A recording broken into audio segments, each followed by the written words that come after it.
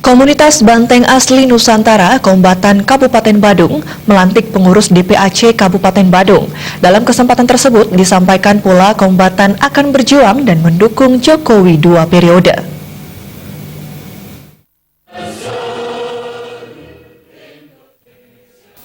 Komunitas Banteng Asli Nusantara Kombatan Kabupaten Badung melantik pengurus DPAC seluruh kecamatan di Kabupaten Badung. Ketua DPC Kombatan Kabupaten Badung, Ketut Sutama mengharapkan para pengurus yang sudah dilantik mampu menjalankan visi misi yang telah disusun.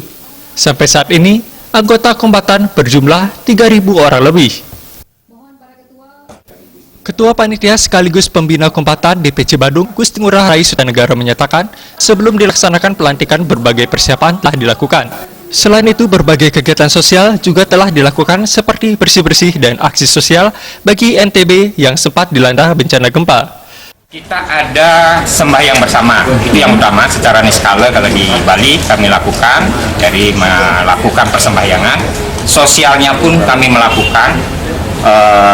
Kemarin kita sudah melakukan memberikan sumbangan ke NTB, jadi saudara-saudara kita yang mengalami bencana alam.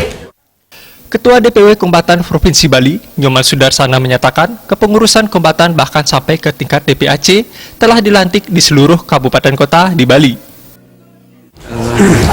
Kami Kombatan Provinsi Bali sudah membentuk 8 kabupaten dan 1 kota madya di Bali. Jadi secara umum kami sudah lengkap kepengurusan sampai ke tingkat DPAC. Dan Kombatan akan berjuang hanya untuk Bapak Jokowi 2 periode. Sebanyak 6 DPAC telah dilantik oleh Ketua DPW Kombatan Provinsi Bali dan Ketua DPC Kombatan Kabupaten Badung yang ditandai dengan penyerahan bendera. Desa Aryani, Bali TV.